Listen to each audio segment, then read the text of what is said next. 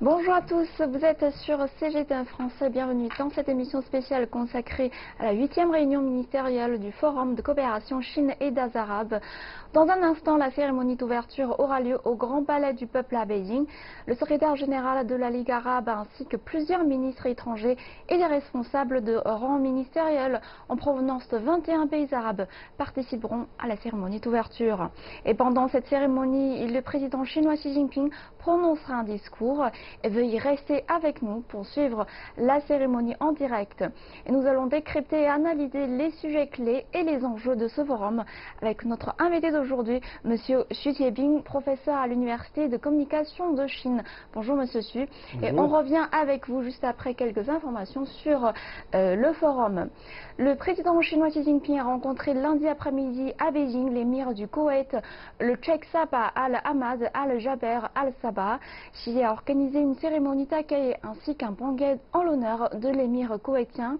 Les deux chefs d'État doivent s'entretenir d'une variété de sujets, assister à la signature de documents et participer à la cérémonie d'ouverture de la 8e réunion ministérielle du Forum de coopération Chine et des Arabes. L'émir du Koweït a entamé samedi une visite d'État en Chine à l'invitation du président Xi. Il s'agit de son 6e déplacement en Chine. La dernière visite d'État ayant eu il y a 9 ans, le Koweït est le premier pays du Golfe Persique à avoir établi des relations diplomatiques avec la Chine et l'une des premières nations arabes à avoir signé un accord de coopération avec la Chine dans le cadre de l'initiative Ceinture et Route. Les principaux diplomates des pays arabes sont arrivés à Beijing pour assister à la 8e réunion ministérielle du Forum de coopération Chine-États arabes. Wang Yi, le ministre chinois des Affaires étrangères, a rencontré certains d'entre eux ce lundi. La journée qui précède l'événement principal est chargée. Le ministre chinois des Affaires étrangères, Wang Yi, qui est également conseiller d'État, a rencontré certains de ses homologues des pays arabes avant la réunion ministérielle multilatérale. Lors de son entretien avec le ministre qatari des Affaires étrangères, Sultan bin Saad Al Muraiki, les deux diplomates ont signé un accord mutuel d'exemption de visa.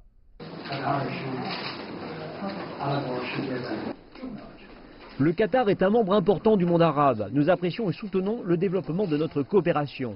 La Chine salue la contribution du Qatar à nos relations. Beijing et Doha célèbrent le 30e anniversaire de l'établissement des relations diplomatiques. Une coopération dans les domaines de l'énergie, du commerce et des infrastructures a été menée ces dernières années. Le Qatar et la Chine ont 30 ans de relations diplomatiques. Au cours des 30 dernières années, les relations bilatérales se sont améliorées dans de nombreux domaines, notamment l'économie, la politique et l'armée. J'espère que les deux parties pourront établir un meilleur partenariat stratégique. Les deux pays ont également initié des collaborations en matière de finances et d'investissement. Le volume des échanges entre les deux pays s'est élevé à 8,08 milliards de dollars en 2017. Par ailleurs, Wang Yi a également rencontré son homologue saoudien Adel Ben Ahmed Al-Jubeir. Demain, nous accueillerons la 8e réunion ministérielle du Forum de coopération Chine-États arabes. L'Arabie saoudite occupe la présidence tournante de la Ligue arabe. Je suis très heureux de co-organiser le forum avec vous. La Chine considère l'Arabie saoudite comme une priorité dans sa diplomatie au Moyen-Orient. Beijing et Riyad ont dégagé un large consensus sur la coopération bilatérale dans des domaines tels que l'énergie, la finance et les capacités industrielles. L'Arabie saoudite soutient le principe d'une seule Chine. Nous avons le même consensus sur de nombreuses questions régionales. Je suis impatient de discuter des problèmes actuels. Depuis la création du Forum de coopération Chine-États arabes, les échanges de haut niveau entre les deux parties sont devenus de plus en plus étroits. La confiance politique mutuelle a également continué sa progression. Le respect mutuel et le soutien affirmé envers les intérêts fondamentaux de chaque partie sont la base de la coopération politique.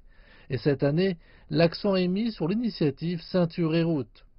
La Chine a fait savoir que la réunion ministérielle qui doit avoir lieu mardi vise à établir des feuilles de route concrètes et réalisables pour la Chine et les pays arabes afin de développer l'initiative Ceinture et Route. Les ministres des Affaires étrangères discuteront des moyens de renforcer leur coopération à un nouveau niveau. Responsables et d'experts arabes ont chaleureusement accueilli l'annonce par Beijing de la participation du président Xi Jinping à la cérémonie d'ouverture du Forum de coopération Chine et des Arabes. Selon eux, la présence du président Xi et son discours auront une influence considérable sur le renforcement des relations sino-arabes. L'annonce par Beijing de la participation du président Xi Jinping à la cérémonie d'ouverture de la 8e réunion ministérielle du Forum de coopération Chine-États arabes a été chaleureusement accueillie par les responsables et les experts arabes. Selon eux, le discours du président Xi, qui sera prononcé lors de cette réunion, devra renforcer les relations sino-arabes et promouvoir la coopération des deux parties dans les différents domaines. La participation du président chinois à cette conférence reflète l'importance de cette réunion. Le monde arabe croit en la sagesse du président Xi Jinping et attend son discours, qui sera sans doute riche en idées en vue de la consolidation des relations entre les deux parties. On s'attend aussi que ce discours comprendra un plan de travail qui vise à promouvoir la coopération sino-arabe dans les différents domaines. Fin juin, les délégués permanents des pays arabes ont tenu une réunion au siège de la Ligue arabe au Caire pour discuter des moyens de renforcer leurs liens avec la Chine dans de multiples domaines, comprenant la paix, la sécurité et les échanges culturels. Cette réunion avait pour objectif de préparer la 8e conférence ministérielle du Forum de coopération Chine-Pays arabes prévue le 10 juillet à Beijing. La région arabe témoigne d'instabilité et de chaos, comme en Syrie, en Libye, au Yémen et en Irak. Il y a aussi le conflit israélo-palestinien. La Chine joue actuellement un grand rôle pour tenter de mettre fin à ces problèmes. Elle œuvre à instaurer la stabilité de toute la région en vue de réaliser le développement global.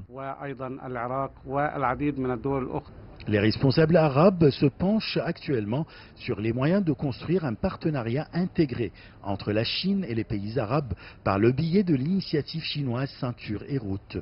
Cette initiative qui vise à bâtir un réseau de liaisons commerciales et d'infrastructures reliant l'Asie, l'Afrique et l'Europe. L'initiative Ceinture et Route vise à établir un axe de développement et d'échange commercial et économique. La participation des pays arabes dans ce grand projet va garantir le développement économique et l'afflux des investissements dans toute la région, ce qui aidera à élever le niveau de vie des citoyens.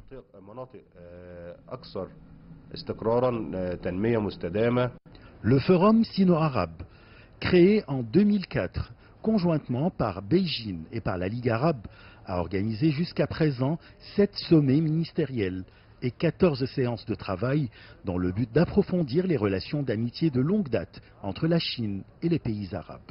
Selon les experts arabes, la participation du président Xi Jinping au forum Chine-États arabes donne une grande importance à cette réunion. Ils ont insisté sur le fait qu'il faut saisir cette occasion pour s'enrichir des idées et de la sagesse du président chinois. Ashraf Massoud pour CGTN français, Le Caire, Égypte.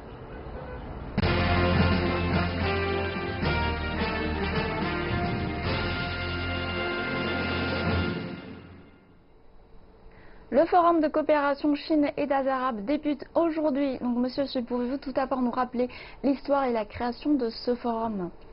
Ça inscrit, je dirais, dans la stratégie de la Chine du nouveau siècle, c'est-à-dire faire des efforts pour établir les relations, je dirais, le partenariat privilégié avec les principaux pays acteurs sur la scène internationale et avec les majeures organisations régionales, donc l'Union africaine, la Ligue arabe, ainsi ASEAN, ainsi d'autres.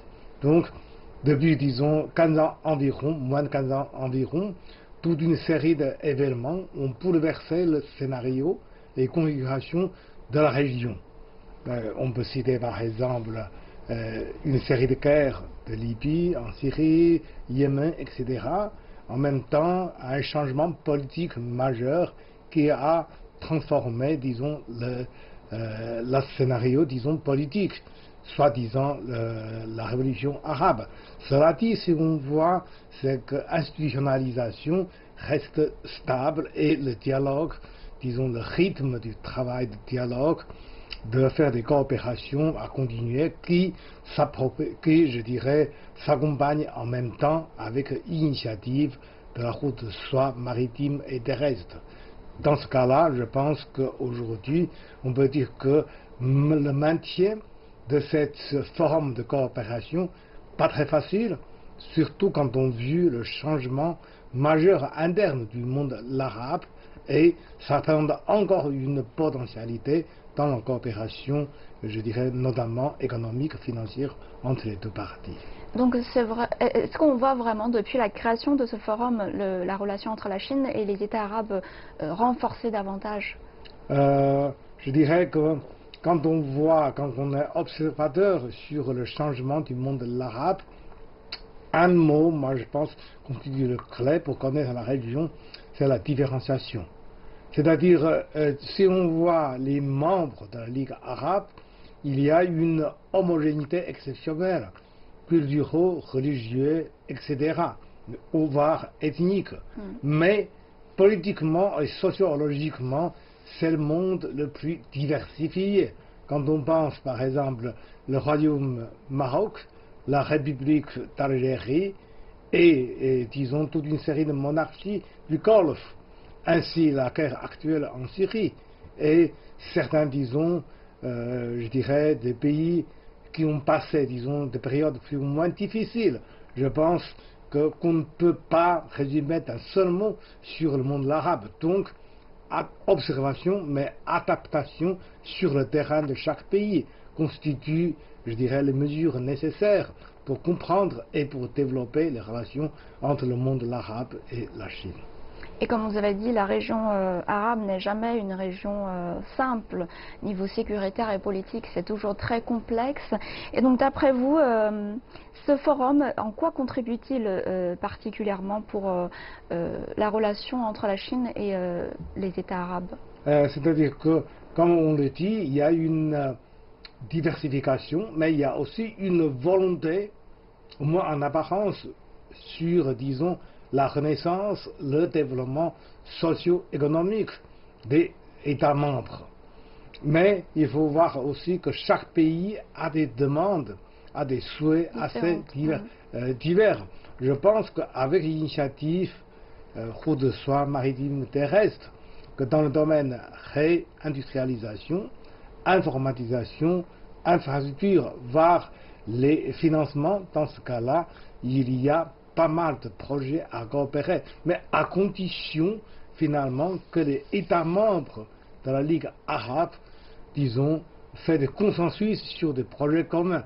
Sinon, je dirais probablement ce serait encore des projets bilatéraux entre la Chine et un membre, un des membres du pays constitue, disons, l'État le plus, disons, le courant. Et dans quel domaine plus précisément, jusqu'aujourd'hui, le forum a promouvoir quel domaine de coopération entre la Chine et les États arabes? Moi, je pense que si on voit, il y a peut-être quelques exemples de réussite. Par exemple, dans le pays Maghreb, il y a le parc industriel en Tunisie. Il y a, disons, la construction de l'autoroute transnationale en Algérie. Il y a quelques projets, je dirais, au Maroc. C'est-à-dire, de l'autre côté là, si on voit, c'était surtout industrialisation et l'infrastructure. Et dans le monde, disons, disons l'Asie de l'Ouest, vu le conflit actuel palestino-israël, la guerre actuelle en Syrie, probablement, c'est que du point de vue de stabilité et de faisabilité, c'est que nous efforçons surtout avec les pays du Golfe, comme Koweït, comme Oman ou comme Qatar, etc. Et de l'autre côté, je dirais sur la corne d'Afrique, avec le Djibouti, ça fait un grand pont en avant. Le vice-ministre des Affaires étrangères chinois Chen Xiaodong a déclaré que ce forum arrive au bon moment et répond aux attentes des pays arabes. Et selon vous, est-ce effectivement le bon moment? Oui, le bon moment, quand on pense par exemple, après, je dirais depuis 7 ans environ, depuis 2011, qu'on s'appelle le grand chambardement ou chambardement commencé en Tunisie et en Égypte, etc., c'est que finalement, ce n'est pas un scénario, un lendemain qui chante, qui est arrivé. C'est que pas mal de pays est tombé dans les chaos, notamment, je dirais, la Libye ou d'autres, et en Syrie. Donc, il y a des esprits en arabe qui commencent à penser, repenser, je dirais, la meilleure façon de maintenir la stabilité et trouver la voie du développement socio-économique. Dans ce cas-là, je pense que oui, c'est-à-dire que une certaine, je dirais, souhait, voir, disons, de l'Est, c'est-à-dire voir la réussite économique, socio-économique de Chine et saisir l'opportunité de l'initiative route de soie maritime terrestre constitue là, je dirais, les bases, les meilleures bases du développement. Dans ce cas-là, on dit bon moment. D'ailleurs, moi je pense qu'on a vu, c'est que comme dans beaucoup d'endroits dans le monde, c'est que dans le monde arabe, une génération de nouvelles dirigeantes commence à monter sur la scène politique par rapport à leur génération précédente. On va plus loin, un peu visionnaire, et rechercher, faire des expériences, de tentatives de relancer le développement. Dans ce cas-là, ça constitue, soi-disant, le bon moment. Le ministre a aussi dit que ce forum répond aux attentes des pays arabes. Donc, selon vous, quelles sont les attentes du monde arabe? Quand on dit le monde arabe, bien sûr, ça divise plusieurs parties. Moi, j'ai parcouru environ 7 ou 8 membres, disons, pays du membre de la Ligue arabe. Ce qu'on a vu, par exemple, les pays Golfe préfèrent surtout connecter navigation, l'aviation, transportation, pétrole, coopération financière. Djibouti préfère plutôt la zone de libre-échange et le Soudan, malgré je dirais, le départ du Soudan Sud, préfère que la Chine joue un rôle de réconciliateur pour la crise Darfour et pour redonner, disons, le souffle de son industrie pétrolière, notamment avec le port Soudan, etc. L'Égypte, après plusieurs changements, on sait, disons, la destitution de Moubarak, on le sait, il y a aussi un président éphémère, Morsi, et aujourd'hui le président Sisi est au pouvoir, et la nouvelle projet national, c'est-à-dire la construction d'une nouvelle capitale égyptienne, et en grande partie sur, disons, compter sur l'apport de la Chine. Et bien sûr dans le monde, disons, maghrébien, c'est un autre scénario. On a beaucoup de coopération économique, comme on vous a dit que pour assurer la sécurité régionale, il faut d'abord développer l'économie. Oui, moi je pense que beaucoup parlent, surtout dans le monde l'arabe et la Chine, on parle de coopération économique. Mais je pense que certains dossiers restent, je dirais, montrer son importance, commence à monter, antiterroriste. Je dirais, la formation d'une nouvelle élite contre les pensées extrémistes, que ce soit religieux ou etc. Là, je pense aussi que ça constitue un thème qui porte l'intérêt des deux parties. Et donc justement, en ce qui concerne la paix et la sécurité régionale au Moyen-Orient, quelles pourraient être les solutions chinoises aux questions actuelles de la région? Et tout d'abord, quelles sont les questions actuelles de la région majeures, selon vous, Il y en a beaucoup, par exemple, le conflit arabe-israélo depuis plus de 70 ans. Et nouvellement qu'on a vu aussi que ce soit en Syrie, avec le Qatar, et aussi en Libye. Une sorte de chaos où, disons, légitimité ébranlée, etc. Il y a beaucoup de gens qui préfèrent que la Chine joue un rôle beaucoup plus engagé. Vous voulez continuer? Oui, moi je pense que nous apportons plutôt un calcul beaucoup plus réaliste.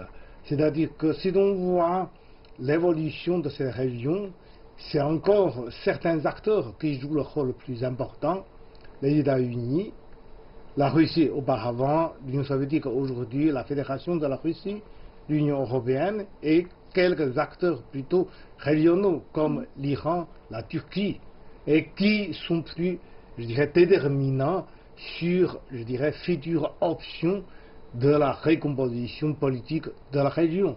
Nous apportons notre contribution, mais encore que ce soit sur la faisabilité, sur l'influence, ça reste encore plutôt sur le plan secondaire. Par exemple, qu'on a vu sur le conflit Yémen, sur la guerre en Syrie, sur éventuellement, je pense, l'amélioration des relations entre Rabat et Alger, nous commençons à jouer un rôle de conciliateur, de bons conseils, de bons offices, mais assez limité. Mais on ne peut pas parler de la coopération entre la Chine et les pays arabes sans parler de l'initiative de la route de la soie, intitulée ainsi Ceinture et route, lancée par le président chinois Xi Jinping. Et cette politique, non seulement économique mais aussi culturelle, a-t-elle été bien accueillie par les pays arabes?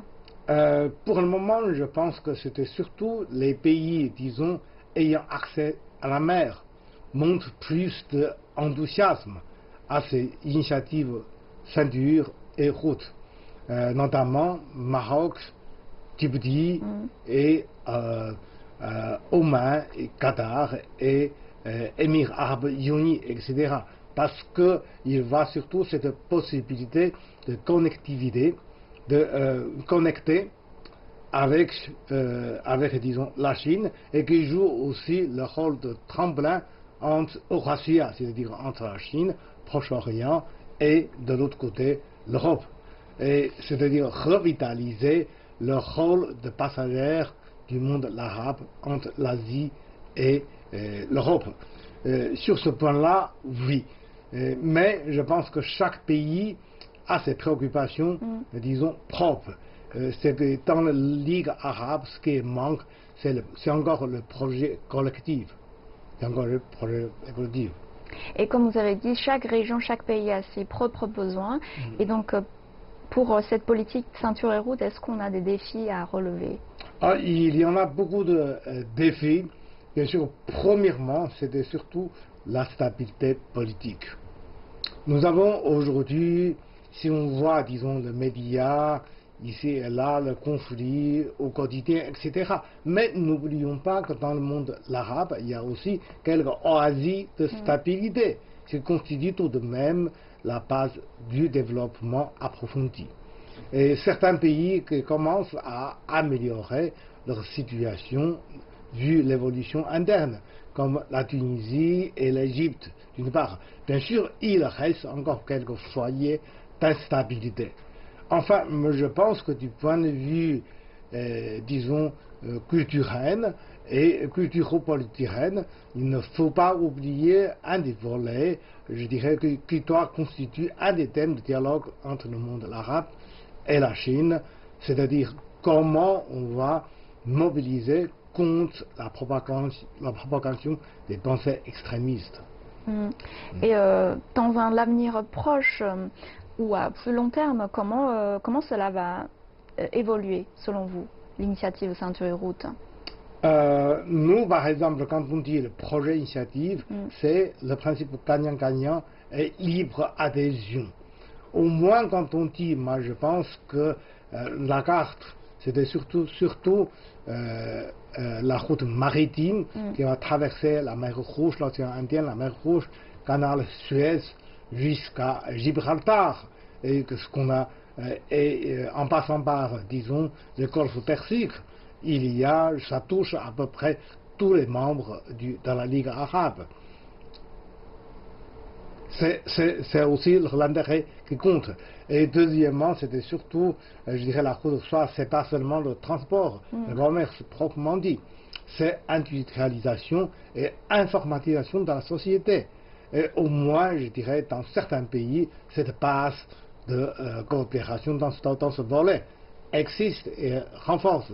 Et enfin, je pense que c'était surtout infrastructure qu'on a vu, par exemple, comme on a mentionné, l'autoroute, disons, transnationale en Algérie, train de grande vitesse l'Arabie Saoudite, etc.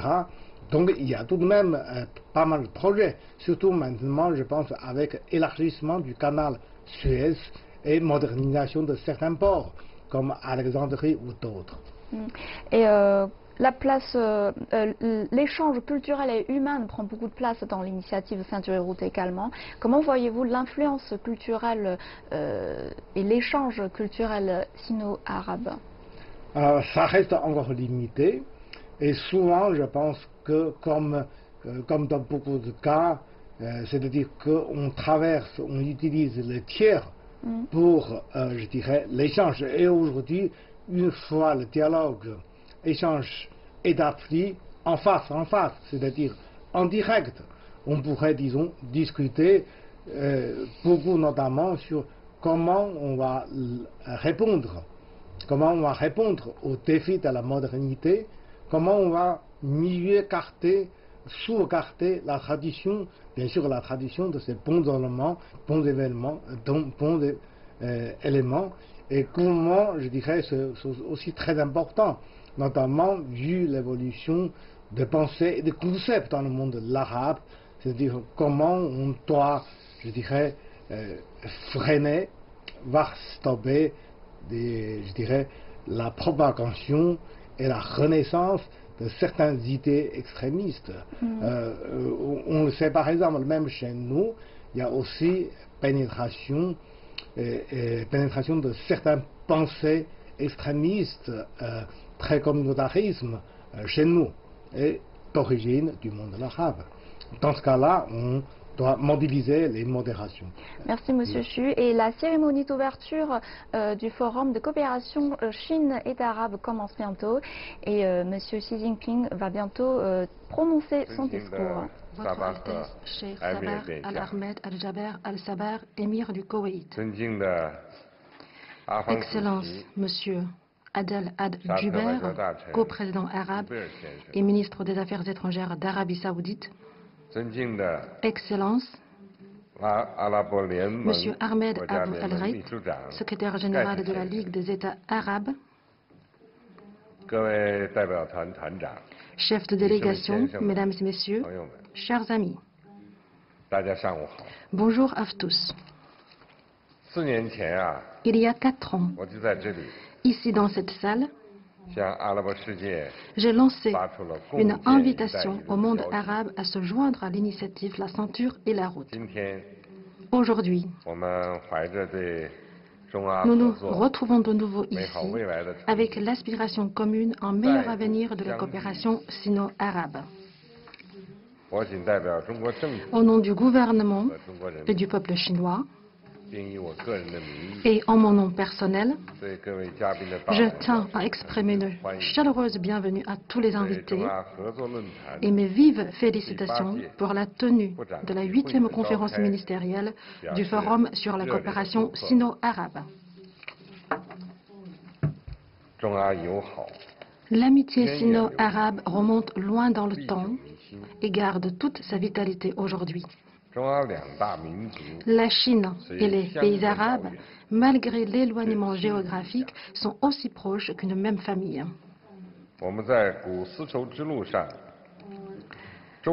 D'innombrables navires, caravanes et émissaires ont traversé les anciennes routes de la soie et dans la lutte pour l'indépendance et la libération, nous sommes restés côte à côte en partageant heurts et malheurs.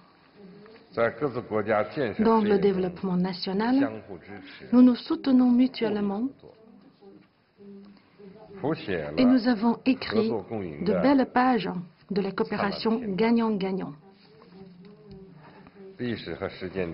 L'histoire et la pratique démontrent que, quels que soient les aléas internationaux, quels que soient les obstacles et les difficultés, la Chine et les pays arabes restent toujours de bons partenaires dans la coopération mutuellement avantageuse et de bons frères à toute épreuve.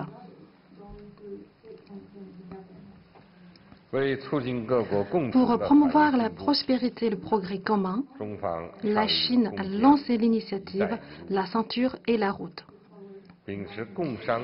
pour promouvoir, dans le respect du principe de concertation, de synergie et de partage, la coordination des politiques, l'interconnexion des infrastructures, la facilitation du commerce, la coopération financière et le rapprochement des peuples.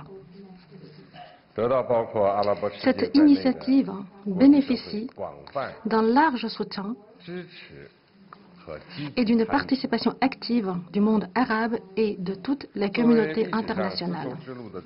Acteurs et fondateurs importants de la civilisation des anciennes routes de la soie, les pays arabes situés à la croisée des routes de la soie maritimes et terrestres sont partenaires naturels dans le cadre de cette initiative. La Chine a publié un livre blanc sur sa politique à l'égard des pays arabes. La ceinture et la route représentent un élément important dans les relations sino-arabes. Le Conseil des ministres des Affaires étrangères de la Ligue des États arabes a adopté une résolution exprimant la volonté politique de l'ensemble des pays arabes de participer à l'initiative La ceinture et la route. Et cette 8e conférence ministérielle signera une déclaration d'action sur la coopération sino-arabe dans le cadre de l'initiative La ceinture et la route. Depuis 4 ans, nous avons œuvré de concert en associant l'initiative La ceinture et la route avec les conditions régionales réelles, les actions collectives avec la coopération bilatérale, la promotion du développement avec la préservation de la paix, pour valoriser la complémentarité et favoriser une coopération gagnant-gagnant au grand bénéfice des peuples de la région et au-delà. Les projets de coopération dans le cadre de cette initiative ont contribué à créer une nouvelle dynamique et ont porté des fruits abondants. Depuis 4 ans, l'initiative La ceinture et la route a contribué sur tous les plans au développement des relations sino-arabes. La coopération globale sino-arabe est entrée dans une nouvelle période de développement. J'ai le plaisir d'annoncer qu'après consultation amicale, la Chine et les pays arabes sont convenus d'établir un partenariat stratégique marqué par la coopération globale et le développement partagé et tourné vers l'avenir. Les relations d'amitié et de coopération sino-arabe partent sur un nouveau point de départ historique.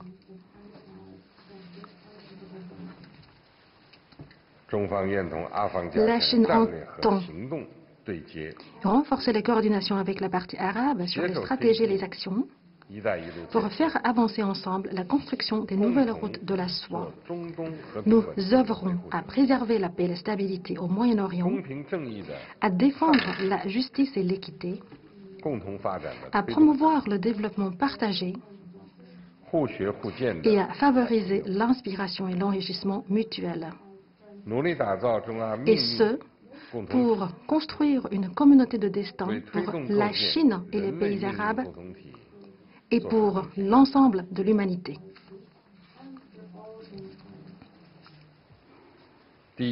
Premièrement, accroître la confiance mutuelle stratégique.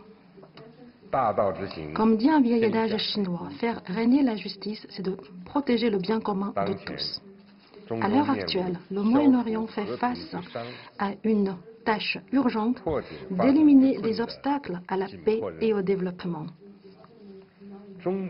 La politique de la Chine à l'égard du Moyen-Orient répond au souhait ardent des peuples du Moyen-Orient de réaliser la paix et le développement. Au niveau international, la Chine parle pour défendre les revendications légitimes des pays arabes et entend jouer un rôle encore plus important dans la paix et la stabilité dans la région. Nous devons poursuivre le dialogue et les consultations. Beaucoup de dossiers au Moyen-Orient sont extrêmement complexes. et doivent être gérés par toutes les parties concernées. Ils ne doivent pas et ne peuvent pas être décidés par une seule partie. Nous devons défendre le principe de la souveraineté, nous opposer à la division et à la fragmentation. Nous devons promouvoir la réconciliation inclusive et nous opposer à l'obtention de compromis par l'intimidation. Nous devons combattre le terrorisme, adopter une approche globale et promouvoir le bien-être social. La Chine entend mener des dialogues et des consultations avec les parties arabes, notamment sur la réalisation de la paix par le développement, la sécurité collective, les aides humanitaires, les corridors maritimes et les zones exemptes d'armes nucléaires.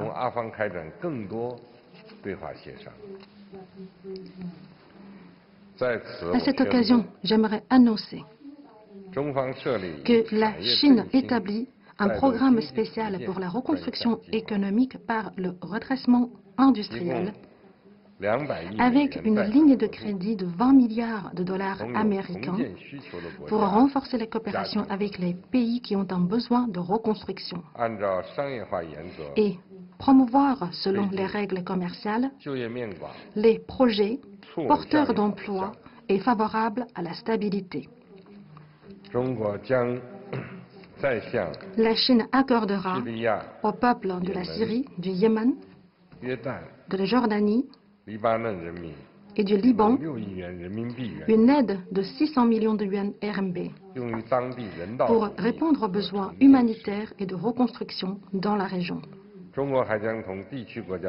Et elle discutera avec les pays de la région sur la mise en œuvre des projets d'un montant d'1 milliard de yuans RMB pour soutenir le renforcement des capacités de maintien de la stabilité des pays concernés.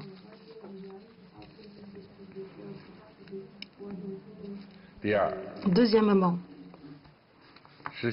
accomplir le rêve du renouveau. Les pays arabes possèdent des conditions géographiques privilégiées et d'abondantes ressources énergétiques. Avec la complémentarité et la convergence d'intérêts, la Chine et les pays arabes doivent associer leur stratégie de développement et lier étroitement leur rêve du renouveau national. Il faut mettre l'accent sur l'interconnexion. La Chine entend participer à la construction des ports et des réseaux ferroviaires dans les pays arabes. Elle soutient la partie arabe dans ses efforts pour construire un réseau logistique qui relie l'Asie centrale à l'Afrique de l'Est et l'océan Indien à la Méditerranée. Nous devons travailler ensemble pour créer un corridor de l'économie bleue, créer un centre de coopération maritime, promouvoir l'industrie maritime, accroître les capacités à fournir les services publics maritimes. Nous devons créer un corridor d'information spatiale, promouvoir la coopération spatiale, développer le système de navigation Beidou et les technologies de télédétection par satellite en météorologie au service du développement des pays arabes.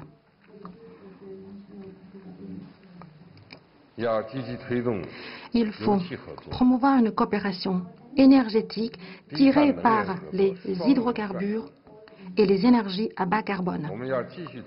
Nous devons poursuivre le mode de coopération hydrocarbures plus, approfondir la coopération dans la prospection, l'exploitation, le raffinage, le stockage et le transport du pétrole et du gaz naturel et sur l'ensemble de la chaîne industrielle. Il faut répondre à la révolution énergétique et au développement vigoureux de l'industrie verte dans le monde pour renforcer la coopération dans l'utilisation pacifique de l'énergie nucléaire et les énergies solaires, éoliennes et hydroélectriques. Nous devons créer ensemble une architecture de coopération énergétique tirée par les hydrocarbures, appuyée par l'énergie nucléaire et accélérée par les énergies propres. Et ce, pour construire des relations de coopération stratégique énergétique mutuellement avantageuses et sur le long terme.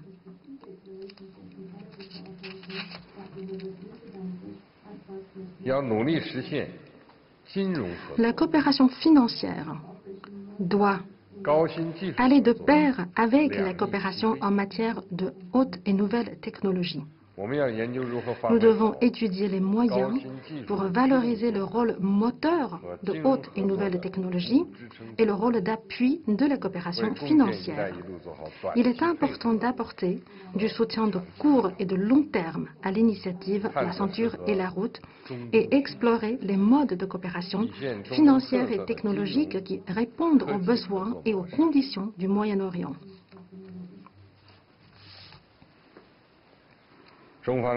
La Chine soutient la création d'une plateforme financière pour la coopération en matière de capacité de production.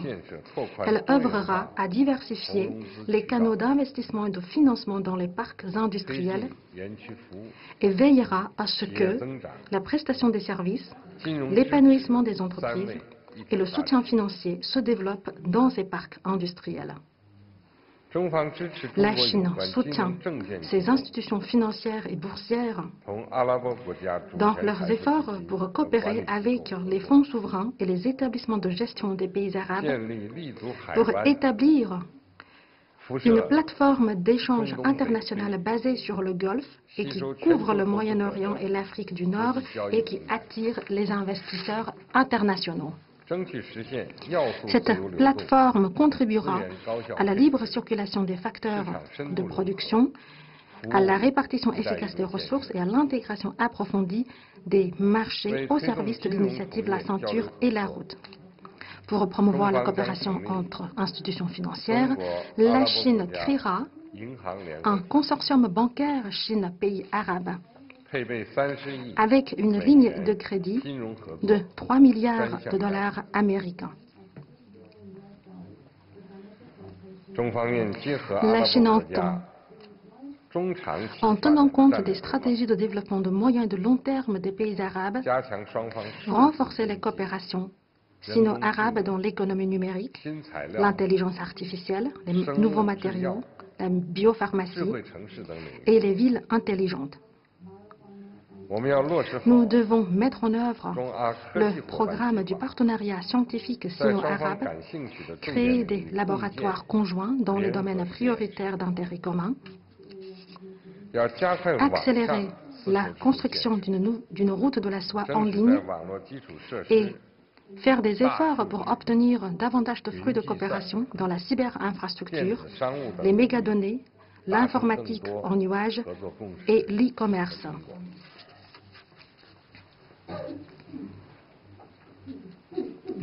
Troisièmement, réaliser le bénéfice mutuel. La Chine continuera à approfondir la réforme sur tous les plans, appliquera la politique fondamentale de l'ouverture sur l'extérieur et poursuivra son développement en ouvrant la porte.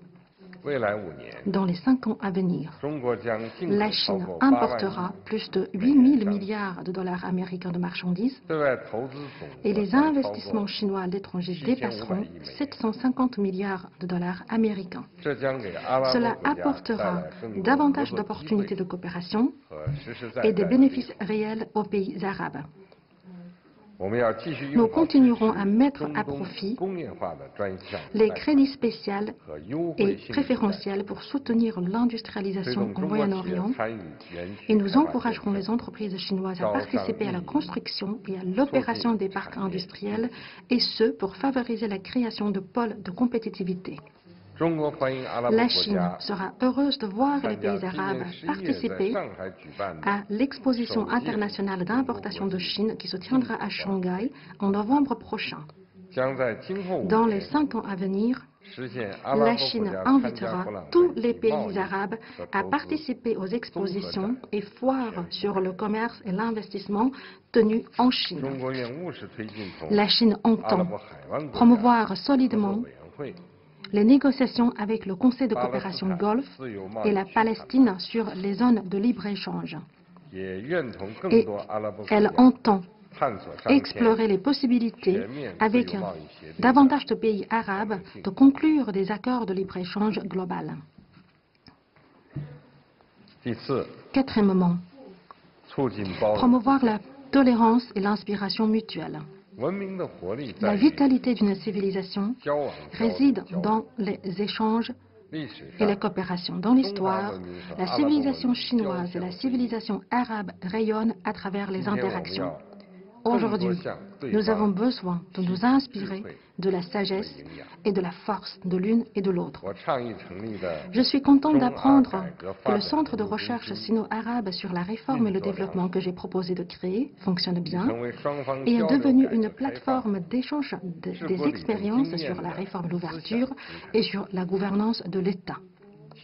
J'espère que ce centre se renforcera encore davantage pour apporter plus de soutien intellectuel aux deux parties. Nous devons faire valoir la vision de la paix, de l'harmonie et de la vérité. Il faut bien organiser le dialogue entre les civilisations et table ronde sur la lutte contre l'extrémisme. Nous devons dissiper les malentendus par le dialogue, apaiser les divergences par la tolérance pour créer une ambiance de crédibilité et de bonne foi. Nous devons faire des recherches approfondies pour trouver des éléments de différentes religions favorables à l'harmonie et interpréter les doctrines religieuses en phase avec notre époque. Nous devons coopérer pour créer une cyberculture et lutter ensemble contre l'extrémisme et les discours de haine en ligne. Pour promouvoir le rapprochement et la compréhension mutuelle entre les peuples chinois et arabes, dans les 3 ans à venir, la Chine invitera des pays arabes 100 jeunes leaders dans l'innovation, 200 jeunes scientifiques et 300 chercheurs en Chine pour des séminaires ou colloques. Elle invitera 100 personnalités religieuses, 600 leaders des partis politiques pour venir visiter la Chine. Elle formera pour les pays arabes 10 personnes dans les différents secteurs et elle enverra aux pays arabes des équipes médicales de 500 personnes. À cette occasion, j'aimerais annoncer le lancement officiel du Centre d'échange des médias sino-arabes, du portail de la bibliothèque électronique sino-arabe et du 4e festival d'art arabe co-organisé par les deux parties en Chine.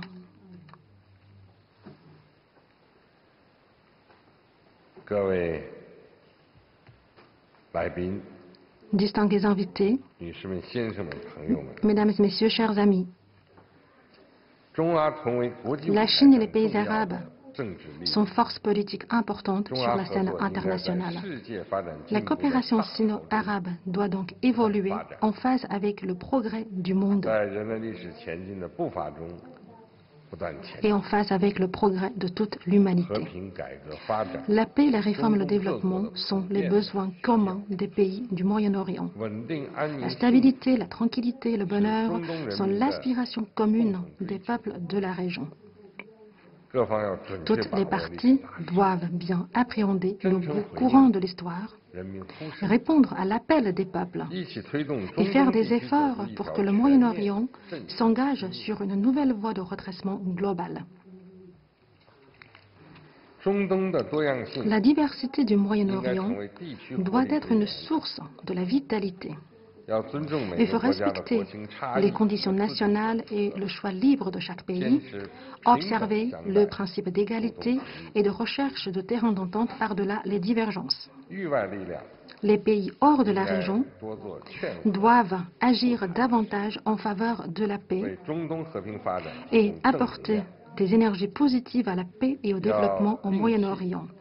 Il faut rejeter l'idée de la sécurité absolue au détriment des autres, renoncer à la mentalité du jeu à somme nulle et s'abstenir de rechercher la domination, et ce pour créer et promouvoir une sécurité commune, globale, coopérative et durable.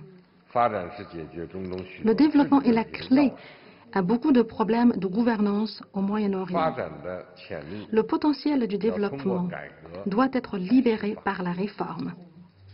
Et la force motrice du progrès doit être accrue par l'ouverture. Conscientes de l'importance de la coopération, les différentes parties doivent mettre en commun leurs efforts et valoriser leurs atouts respectifs pour promouvoir la coopération gagnant-gagnant et la prospérité partagée. La nation arabe est une nation ancienne, persévérante et intelligente. Avec le courage face aux défis et un esprit pionnier, vous avez créé une civilisation splendide. Tant que les pays arabes s'unissent, aucun obstacle, aucun risque ne peuvent les empêcher. La question de la Palestine est d'une importance fondamentale pour la paix au Moyen-Orient. Le peuple chinois est pris de justice et de compassion, appelle les différentes parties concernées à observer le consensus international et à gérer les questions liées à la Palestine d'une manière impartiale. Il faut s'abstenir de semer de graines de conflit dans la région. Nous soutenons la convocation d'une nouvelle conférence internationale sur la Palestine. Soutenons l'exploration de nouveaux mécanismes de paix basés sur la solution à deux États et l'initiative de paix arabe pour sortir les négociations Palestine-Israël de l'impasse le plus tôt possible. Nous devons accorder au peuple palestinien davantage de soutien concret. J'aimerais annoncer que la Chine accordera à la Palestine une aide sans contrepartie de 100 millions de yuan RMB pour soutenir la Palestine dans ses efforts pour développer l'économie et améliorer les conditions de vie de la population. La Chine accordera à la Palestine des aides humanitaires d'urgence et apportera de nouvelles contributions à l'Office de secours et de travaux des Nations Unies pour les réfugiés de Palestine dans le Proche-Orient. Mesdames et messieurs, chers amis, en tant que plateforme importante du dialogue sur un pied d'égalité et de la coopération pragmatique, le Forum sur la coopération sino-arabe a de belles choses à accomplir pour rapprocher les deux parties. Pour répondre aux besoins du développement des relations sino-arabes dans l'ère nouvelle, le Forum doit entreprendre de nouvelles actions dans son développement.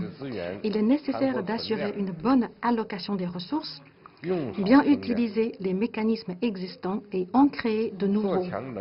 Nous devons renforcer les mécanismes de coopération dans les énergies, les médias, le système de navigation Beidou, le forum des entrepreneurs, et aussi faire des efforts pour créer de nouveaux mécanismes de coopération entre les femmes, les jeunes et dans le tourisme. Le forum doit répondre aux besoins réels des deux parties et devenir un véritable lieu d'échange d'idées entre les deux parties.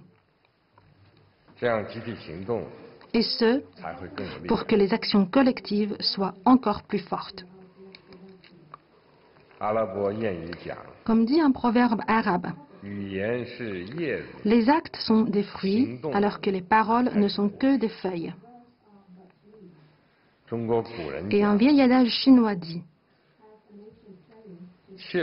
avec la persévérance, les les métaux et les pierres peuvent être sculptés, que nous travaillons ensemble dans l'esprit de la route de la soie à avancer solidement vers l'objectif du grand renouveau des nations chinoises et arabes et vers l'objectif de la construction d'une communauté d'intérêt et de destin Chine-pays arabes. Pour terminer, je souhaite un plein succès à la 8e conférence ministérielle. Shukran. Je vous remercie.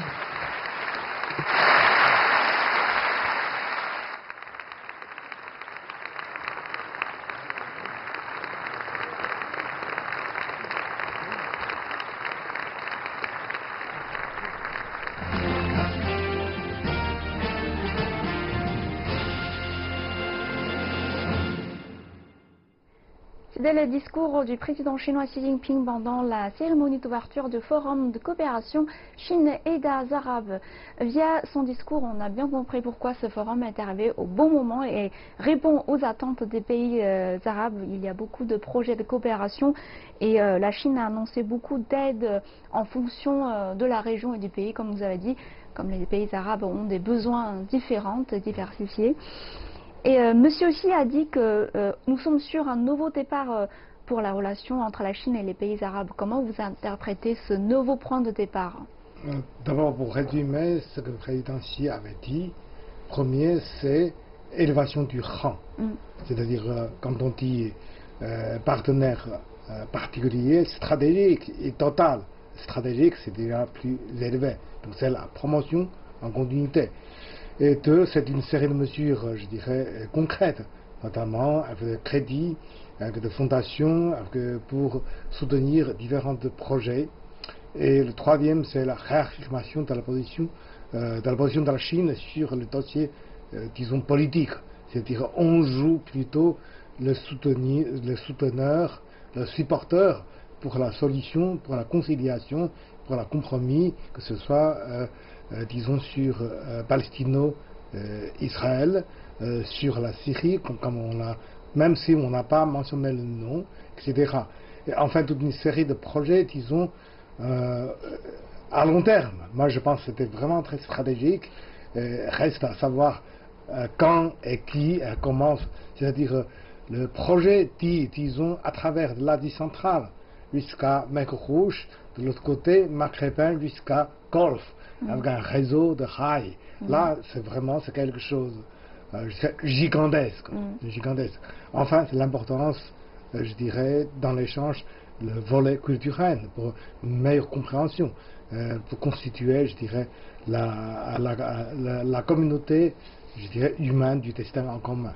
C'est vrai que le volet culturel et humain n'est jamais épargné dans le développement entre la Chine et les pays arabes, avec les festivals d'art arabes et ainsi le forum d'amitié sino-arabe.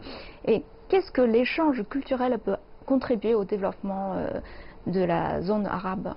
C'est probablement un des héritages plutôt positifs. C'est-à-dire que quand on voit, disons, les grands acteurs civilisationnels dans les passés, pas mal de cas, c'était toujours dans les conflits. Par exemple, le monde arabe, le Proche-Orient et l'Europe d'un côté. Et chez nous, disons, dans le monde, disons, arabe et en Chine, il y a eu une guerre, mais c'était au 8e siècle. En l'Asie centrale, dans le Kazakhstan aujourd'hui, seulement une guerre. C'était surtout les deux empires fait expansion. Par hasard, il y a une bataille. Sinon, je dirais, vraiment, dans plus de 2000 ans, c'était surtout en paix, échange et culturel. Dans ce cas-là, je pense, sans complexe, un héritage positif peut constituer, je dirais, une base positive, favoriser ou renforcer notre compréhension mutuelle. On attend beaucoup de choses de coopération entre la Chine et les pays arabes sur ce forum. Merci Monsieur Xu pour vos éclaircissements. Et c'est la fin de cette édition. Merci de votre fidélité. Et pour consulter les détails sur le forum, n'hésitez pas à consulter notre site internet et les réseaux sociaux. À très bientôt sur CGTN Français.